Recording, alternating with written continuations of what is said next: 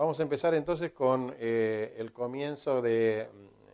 esta videoconferencia con una introducción breve vinculada con cuáles son las prestaciones del contrato de trabajo y cuál es la naturaleza de estas prestaciones y por qué está generando para las empresas un alto nivel de riesgo, no solamente fiscal y previsional, sino también en relación con las demandas laborales que, utilizando muchas de estas prestaciones de naturaleza dudosa o que son instrumentadas por las empresas de un modo que puede ser cuestionable, potencian el régimen de trabajo no registrado de la ley de empleo y de las normas complementarias, y con esa potenciación se generan reclamos indemnizatorios verdaderamente de montos fuera de lo común.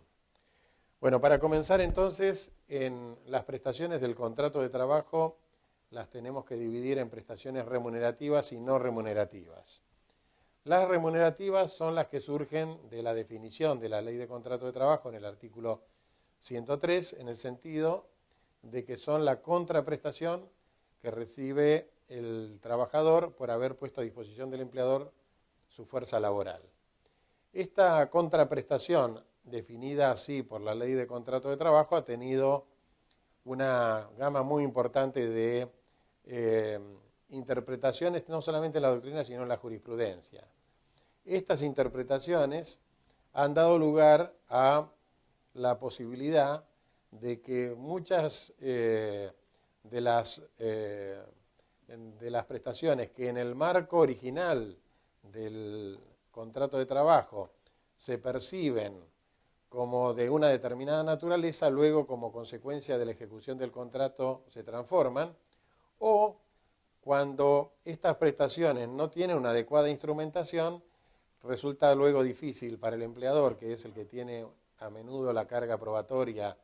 de la naturaleza de estas prestaciones, es muy frecuente que no se cuenten con los elementos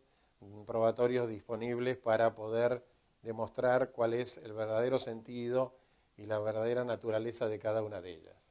Les decía que, de acuerdo entonces a la Ley de Contrato de Trabajo,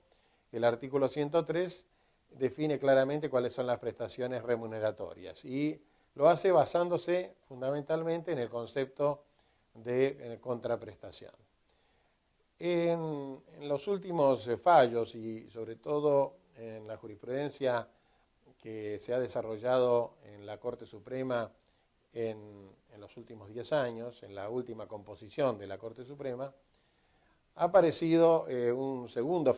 fenómeno que es muy importante, que es el de la introducción en forma prácticamente sistemática de los tratados internacionales como una fuente normativa que puede llegar a generar adecuaciones o cambios en la aplicación de nuestro régimen legal. Recordamos al respecto que en la reforma del año 94, por efecto del artículo 75, inciso 22 de la Constitución reformada, se estableció que los tratados internacionales de los derechos humanos, y adentro de ese artículo hay una lista, tienen rango constitucional. Y luego los tratados internacionales que no son de los derechos humanos tienen rango supralegal. Con esto se ha introducido un cambio sustantivo en nuestro sistema legal, porque en el régimen anterior a la reforma de la Constitución Nacional del año 94, el sistema era dual. Primero se requería la aprobación del tratado y luego de una ley que introducía la norma dentro de nuestro cuerpo normativo. En la actualidad, los tratados internacionales son de aplicación directa y los correspondientes a los convenios de la OIT son no de rango constitucional, porque la mayoría de ellos no tiene que ver con los derechos humanos, sino de rango supralegal, o sea que están por debajo de la Constitución, pero por encima, por ejemplo, de la Ley de Contrato de Trabajo. A propósito de la existencia del convenio 95 de la OIT que establece que toda suma cuantificable, toda prestación cuantificable en dinero es remuneración como un principio genérico dentro de este tratado que se aprobó en la década del 50, en momentos donde todo lo que tenía que ver con las normas de la OIT estaban ligados a principios antifraude y muy genéricos. Lo cierto es que este convenio 95 hoy tiene una gravitación singular porque coloca a la ley de contrato de trabajo en la necesidad de adecuar muchos de sus instrumentos a este convenio 95, y esto mucho depende de la interpretación jurisprudencial.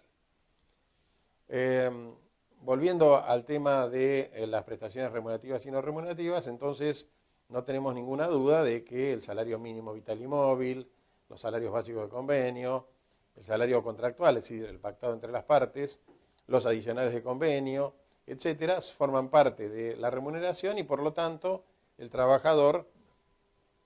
recibe ese dinero como contraprestación a haber puesto a disposición del empleador su fuerza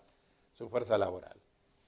¿Qué son entonces las prestaciones no remunerativas? Bueno, son aquellas que no están ligadas a la contraprestación y que generalmente tienen una causa diversa a dicha contraprestación, a pesar de que se pagan en función de la vigencia del contrato de trabajo. Los ejemplos típicos, para que no ofrecen dudas, son las asignaciones familiares, los montos recibidos por suspensiones, el 223 bis, y las indemnizaciones. Digo, ¿por qué aquellos que no ofrecen duda? Porque las asignaciones familiares, que ustedes saben son asignaciones de la Seguridad Social pagadas por el Estado a través de un mecanismo contributivo, dado que se financian con una contribución del empleador, no se originan en la contraprestación laboral, sino en las cargas de familia, que están especificadas en la ley de asignaciones familiares. Las suspensiones del artículo 223 bis son sumas no remunerativas, así previstas en este artículo 223, cuando el trabajador es suspendido por falta o disminución de trabajo no imputable al empleador o por fuerza mayor, y durante ese lapso, para atender a sus necesidades de subsistencia, se le paga esta suma no remunerativa, de modo tal de que en realidad el trabajador lo percibe en función de la norma, pero sin que haya de parte de él su puesta a disposición de la fuerza de trabajo, sin que haya de parte del trabajador una contraprestación. Como no hay contraprestación, tiene lógica que estas sumas no sean remunerativas. Y tenemos también como prestaciones no remunerativas las indemnizaciones. Los dos casos tradicionales son las indemnizaciones originadas en los daños y perjuicios o en el daño sufrido por el trabajador a propósito de la Ley de Riesgos del Trabajo, y las otras indemnizaciones que no hay ninguna duda que no forman parte de la remuneración son las originadas en la extinción del vínculo, en el despido sin causa del trabajador y en las otras formas de extinción que prevén indemnizaciones.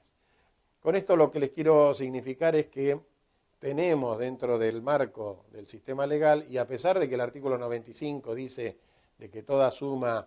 o que todo monto cuantificable en dinero resulta ser remuneración, hay muchas prestaciones dentro del contrato de trabajo que claramente no componen ni forman parte de la remuneración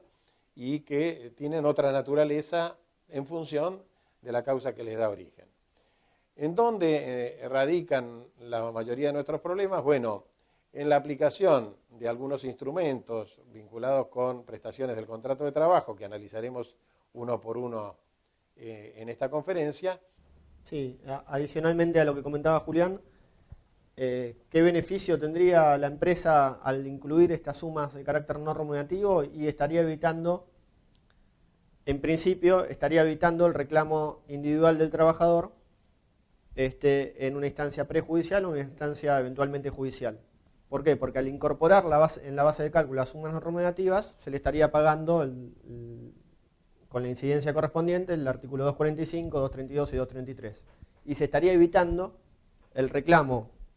que, por iniciarlo en sede administrativa o en sede judicial, el reclamo de la indemnización especial del artículo 2 de la ley 25.323, que incrementa en un 50% dichas indemnizaciones, ¿no? Ahora no se estaría paliando el aspecto ante la FIP. Pero sí se estaría de alguna manera neutralizando un eventual reclamo individual que podría tener como consecuencia que uno, además de incorporar, de abonar las indemnizaciones correspondientes, deba realizar los aportes y contribuciones por esa incidencia de las sumas de carácter no remunerativo, ¿no? Con lo cual, dentro de la balanza y dentro del menor daño que puede sufrir la empresa ante este tipo de situaciones, incorporar las sumas de carácter no remunerativo disminuirá de manera directa y de manera importante la contingencia a futuro. Ahora podrán ver el chart sobre el uso del teléfono celular. Ustedes podrán ver, a medida que vayamos viendo las distintas prestaciones de naturaleza dudosa, que los elementos que se van a tener en cuenta a los fines de determinar si es utilizado como una herramienta de trabajo o es utilizado para beneficio personal se reiteran. Con lo cual volvemos a reiterar de que es muy importante la reglamentación. Se va a entender que el uso del teléfono celular es a los fines exclusivamente laborales cuando es una herramienta de trabajo y que es consecuencia y es una herramienta necesaria para la realización de tareas o en relación a la función que tiene. Por ejemplo, que si tiene una función jerárquica y necesita estar con el teléfono abierto y controlar o estar continuamente llamando a proveedores y demás. ¿Cómo debe ser esta reglamentación para darle un marco jurídico y establecer concretamente los límites y el uso adecuado de esta herramienta? Aconsejamos que tiene que ser por escrito, que tiene que individualizar el uso exclusivo y que tiene que especificar y delimitar cuáles son el uso adecuado y las prohibiciones consecuentes. Si hay alguna situación en la que excede ese uso adecuado o los límites dispuestos, ese uso en exceso o debería darse el tratamiento remunerativo o debería realizarse el descuento correspondiente. A su vez, en la reglamentación se podrían establecer sanciones por el uso indebido a través del incumplimiento o del uso abusivo y deberían realizarse justamente ante una reglamentación y ante el otorgamiento de una herramienta a los fines laborales, debería realizarse el empleador el control correspondiente sobre el uso. ¿Por qué? Porque la falta de control y la falta de límites tiene como consecuencia que eso sea interpretado jurisprudencialmente como una remuneración encubierta. El análisis de los fallos de la Cámara Nacional de Apelaciones que estuvimos realizando y que tenemos conocimiento con carácter previo a esta charla, reiteran este tipo de situaciones. Y hay un fallo en particular en el que hace hincapié a que si bien no existió un control específico, el empleador dispuso la aplicación de un tope de minutos. Y la jurisprudencia entendió que como no se acreditó que el trabajador concretamente había utilizado a los fines personales el teléfono celular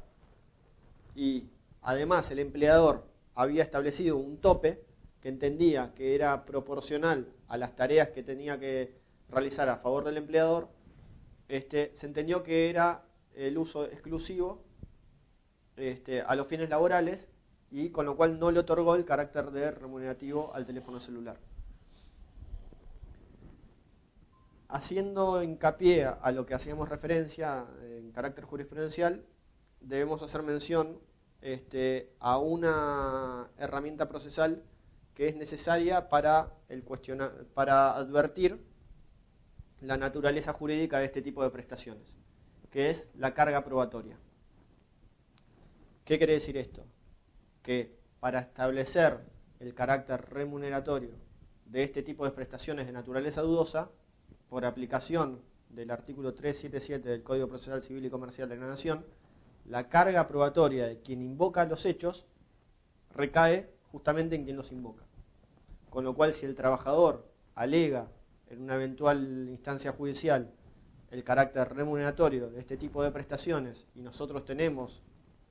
en principio una reglamentación y manifestamos de que eso era una herramienta de trabajo, la carga probatoria de acreditar que era utilizado a los fines personales recae en el trabajador. Si no tenemos un marco regulatorio, el riesgo es más alto. ¿Por qué? Porque en el fuero del trabajo, la acreditación de estos hechos a través de testigos es suficiente, ¿no? Con lo cual es más dificultoso refutar la declaración de los testigos que acreditan de que no había control, de que no había límites, de que era utilizado a los fines personales, de que era utilizado durante los fines de semana y de que era utilizado de manera irrestricta. Hay doctrina que se encuentra plasmada no solo en doctrinarios, en los tratados de derecho del trabajo, sino también tiene recepción jurisprudencial en la que hace referencia en la cuantificación del uso que podría haberse dado a esta herramienta de trabajo a los fines personales. Traduciéndolo, a nadie se le ocurriría, por un llamado ocasional que el trabajador hace por el teléfono de línea a un familiar, a nadie se le ocurriría entender de que eso tiene naturaleza remuneratoria, ¿no? Entonces, en cuanto al quantum, en cuanto a la magnitud, en cuanto a la proporción que es utilizado en los fines personales, también tiene recepción jurisprudencial a través de la doctrina anteriormente referida.